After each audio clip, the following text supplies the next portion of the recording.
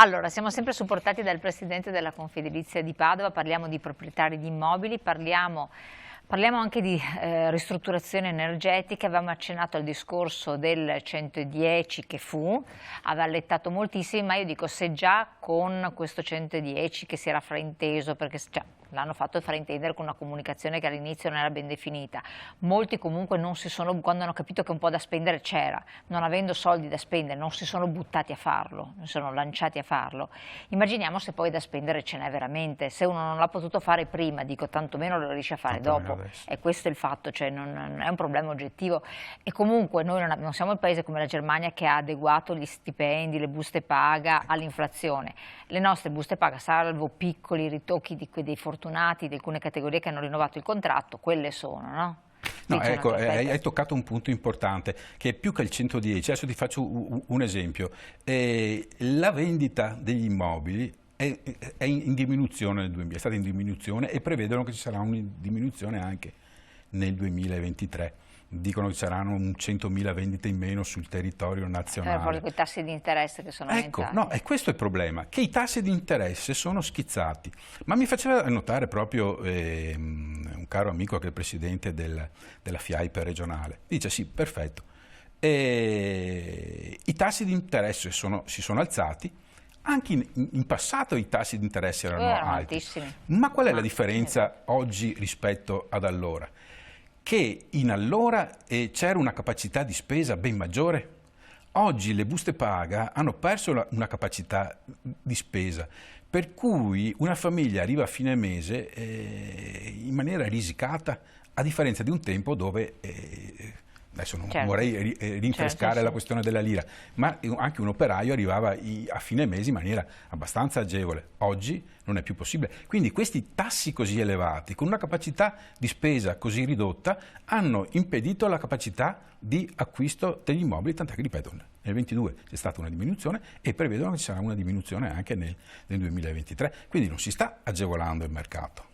Sempre a proposito di mercato, è ovvio che se un proprietario si dovrà trovare un immobile che deve adeguarlo normativamente in un modo o nell'altro, ipotizziamo non la prima casa, che uno magari dice vivo in una casa che comunque mi costerà, si arrangia, ma deve locarlo oppure venderlo, lo adegua, automaticamente i prezzi di locazione aumenteranno, andranno e questi alle stelle. sindacati non se ne sono resi conto. Cioè noi ci troviamo spesso al tavolo delle trattative con i sindacati inquilini, ma secondo me non si sono resi conto che un proprietario che su un immobile da 200.000 euro ne deve mettere altri 100 per efficientarlo, gli vorrà recuperare questi soldi, e quindi quanti saranno in grado di pagare un affitto maggiore? È pur vero che poi ci sarà un risparmio energetico, perché se è vero che le cose vengono fatte per bene, poi ci sarà meno riscaldamento, ma comunque l'affitto schizza. Esatto, perché il proprietario, il fatto che poi l'inquilino possa risparmiare non è esatto, deve già paga tasse alte, dovrà pur riprendersi da qualche parte? No. Quindi è un discorso, oltre al fatto che magari la casa vecchia, di una certa vetusta e così via, che ha un valore minore, se una volta che uno è efficiente energeticamente perché è costretto a farlo, rialza nuovamente i prezzi perché ci deve rientrare delle spese. E qui c'è stato veramente un problema. E quindi anche chi non è tanto abbiente si trova davanti invece che comprare un immobile a poco prezzo dovrà pagare l'ira di Dio. Sì, ma basta vedere però cosa è successo col 110. Ti faccio un esempio, mi è stato fatto notare nei giorni scorsi. Allora, c'è chi ha efficientato grazie al bonus 110. Ha avuto un valore incrementato del bene, adesso va a vendere, ovviamente vuole prendere l'incremento che non ha pagato lui, tra l'altro, che abbiamo pagato tutti noi. Ha però messo fuori mercato chi non è riuscito a entrare nel 110, per cui chi è stato fortunato, e sono stati pochi, si trova con un bene ancora spendibile sul mercato. Ma ha penalizzato chi non ce l'ha fatta a entrare nel gioco, e chi non è entrato nel gioco adesso si trova con un immobile che vale pochissimo. I prezzi stanno crollando perché vanno fuori mercato, visto che entro 7 anni, almeno in classe E, bisogna portarli, e sono soldi da spendere. Quindi le cose non sono state progettate e programmate in maniera attenta ed accorta da parte del legislatore. Ti dico, ad esempio il 110 sarebbe acqua passata, ma è cambiato 18-19 volte in corso nello svolgimento. All'inizio poi non partiva nessuno perché non si capiva bene dove si volesse andare a finire, tant'è che, se ti ricorderai, era previsto inizialmente che gli immobili dovessero sanare le difformità. Ma il comune non era in grado di darti la documentazione, per cui erano tutti bloccati. Dilatati. Allora poi, per far sì che la questione partisse, hanno previsto la presentazione della CILA semplificata, che prevede la facoltà di iniziare i lavori anche, cioè la comunicazione, la CILA, certo, di inizio lavori, dicendo anche se gli immobili non sono in regola, sarà un problema dopo quando andate a vendere, ma non perdete la possibilità di avere l'agevolazione del 110.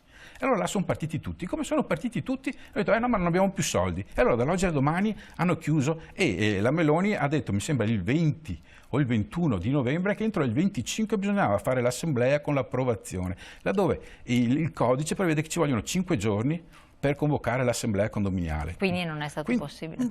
O sono stati fatti delle cose, insomma, per aggiustare, ma difatti il problema verrà fuori quando l'Agenzia delle Entrate andrà a controllare se tutto è in regola, e non tutti ce l'hanno fatta ovviamente a rientrare in questa ultima spiaggia del 110, ma creando veramente delle disuguaglianze tra cittadino e cittadino in maniera evidente, quindi a mio avviso si innesta anche un fattore di invidia sociale, come dire, ma come sì, tu hai avuto le agevolazioni, io no, e perché io no? Assolutamente, infatti questo è un altro aspetto.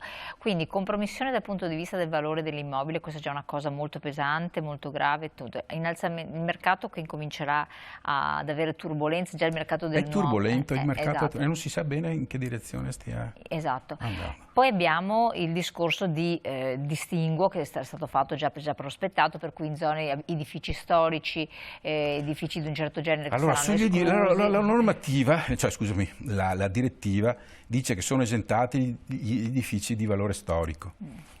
Però quali sono quelli di valore storico? Sono quelli vincolati? Sono quelli dei centri storici? Dei centri storici avevano un valore. Non è chiaro, perché ad esempio ci sono degli immobili bellissimi degli anni 20 che non so se siano francamente vincolati. Ad esempio qui a Padova, Città Giardino, quella rientrerà o non rientrerà? Sono immobili bellissimi, ma andiamo a metterci il capottino a questi immobili che sono stupendi, cioè proprio il senso anche della bellezza che fine sta facendo, tutti quei bei cappotti in petrolio da 18 centimetri, sì, proprio anche il bel vedere e finisce. Quindi è una questione da chiarire. Su questo, ripeto, la direttiva dice solo immobili di valore storico. No, ma un'altra cosa è forse più tecnica, magari è anche difficile da comprendere, cioè difficile che uno lo sappia se non è un tecnico, però sto pensando, ci sono delle abitazioni che hanno le pareti fatte magari negli anni anche 40, 50, 60, che sono buone, non hanno una buona coibentazione. Beh, se hanno una buona coibentazione... No, però i parametri sono questi, che tu devi aver fatto sto benedetto cappotto, rifacimento dei serramenti e rifacimento del tetto, cioè il tecnico che va a fare la classificazione energetica guarda questi parametri qua. Cioè non guarda se magari anche con una muratura di un certo genere c'è una buona coibentazione, perché non tutte le case hanno le pareti ghiacciate o bollenti, anche se sono case di un certo tipo. Mi cogli impreparato, perché io sono un avvocato, non sono un'osservazione ma io tecnica, penso che il termotecnico faccia queste valutazioni. Ma quando viene a fare la valutazione energetica non è un termotecnico, è una persona che ha la macchinetta per vedere quanto spesso è la parete, se non c'è scusami, è un termotecnico. Difatti oggi è più facile trovare un neurochirurgo che ti opera la testa che un termotecnico. Mio papà doveva farmi fare il termotecnico in allora, invece di insistere per facessi l'avvocato. Cioè una categoria che è veramente ricercatissima. Certo, comunque va bene, qui si aprirebbe un altro capitolo, bisogna avere un po' anche di conoscenze tecniche, magari avremo modo anche di fare degli approfondimenti di questo genere. Invece l'altra questione era quella delle locazioni, perché voi seguite anche i proprietari nell'affitto. Noi seguiamo anche i Qual è la situazione? A Padova la situazione è data dal fatto che non si trova più da locare. Allora, c'è stato un Che non è solo a Padova poi. Io mi occupo di No, Padova, mi viene da ridere perché è una cosa... No, ma Padova tieni presente che comunque è una sede storica universitaria e questo fa la differenza. C'è stato un incremento degli studenti e la gente fa fatica a locare perché molti, col fatto che siamo entrati nel giro dell'UNESCO, preferisce fare le locazioni brevi. quindi gli affitti turistici sostanzialmente. Chiamiamoli affitti per spiegare un po' turistici, sì, gli affitti turistici, quindi, ma non per una questione di vantaggio economico, perché ad esempio noi ci occupiamo poco, cioè li vediamo, ma ci occupiamo poco di curare gli affitti. Ma ripeto, parlavo proprio con gli amici della FIAIT e mi spiegavano come si facciano, ad esempio, per il proprietario alla fine dica: io voglio prendere un X dall'immobile e voglio che mi venga tenuto in maniera decorosa e che mi venga restituito normalmente alla fine della locazione. Cosa succede? Che oggi fare una locazione normale, non turistica, se l'inquilino non paga, bisogna passare attraverso il tribunale, poi passare attraverso l'esecuzione, passano mediamente, se non ci sono dentro dei bambini, dei cani, dei gatti, perché là il problema diventa ancora più importante, perché bisogna trovare un posto per il cane, per il gatto e via discorrendo. Ci vogliono 8 mesi, costi, eccetera, eccetera. Poi non si sa come viene restituito l'immobile, spesso non troviamo imprese che abbiano il coraggio di entrare per bonificare l'appartamento, quindi ti lascio immaginare in che condizioni viene restituito. E allora il proprietario dice: io preferisco fare una locazione normale con un soggetto, con la possibilità di darlo in sublocazione, sapendo che questo poi si arrangerà a fare i contratti turistici. L'affitto rimane sempre lo stesso, sarà chi poi prende in sublocazione e si arrangia a fare gli affitti turistici, che eventualmente ci guadagnerà qualcosa di più. Ma il proprietario in questo modo ha la certezza quasi, ma diciamo che insomma c'è una possibilità ben maggiore rispetto alla locazione normale, di avere l'immobile tenuto in maniera decorosa, di vedere l'affitto pagato regolarmente a fine mese e di vedersi restituito l'immobile alla scadenza pattuita. E questo cosa significa? Significa che c'è una sconfitta dello Stato. Lo Stato non è in grado di tutelarmi come proprietario. Ma è ammissibile questa sublocazione? Certo. Ah, può essere fatta. Sì. Quindi purché il proprietario... Mi dicevano che poi fanno così: faccio un normale 4+4, canone libero, perché quelli a 3+2 non sono a canone libero, e ti do la possibilità a te conduttore di darlo in sublocazione. Chi lo prende in locazione poi lo fa in sublocazione, perdonami, lo dà poi in locazione turistica. Qual è il problema? Che lo Stato tenta sempre, ecco, c'è questo odio verso il proprietario, cioè il proprietario non può fare ciò che vuole del proprio bene che ha pagato, sul quale ci ha pagato le tasse. E il problema si è posto già a Venezia, dove adesso c'è un regolamento che prevede che gli affitti possono essere andati in locazione turistica, transitoria, per non più di 4 mesi l'anno. E questa è un'ingerenza importante sulla proprietà, e noi come Confedilizia ci battiamo perché non sia questa la direzione che prende il legislatore. Insomma, ripeto, la proprietà è un senso di libertà. Cioè, perché devo anche essere... perché poi è una proprietà che comunque paghi. Perché la paghi quando passa in successione, la paghi quando l'acquisti, perché ci sono le tasse di passaggio di proprietà. Pago a fine anno. Pagare l'IMU di l'IMU di seconda casa, che non è poca cosa, l'IRPEF sulle rendite, quindi è una proprietà che continua a costare. Esatto, non si capisce perché quando si vuole andare a prendere qualcosa si vada sul proprietario di casa, forse per il bene immobile, lo dice proprio il nome, è immobile, quindi non lo puoi spostare, fare cose strane, è lì e quindi io ti tasso e devi fare quello che io Stato ti impongo. Non faccio case popolari e allora ti impongo a te di risolvere il problema della tensione abitativa. Ma dovrebbe essere lo Stato. E quindi allo stato attuale ci sono pochi immobili in... A Padova non se ne trovano. Non se ne trovano. A Padova proprio non si trovano immobili.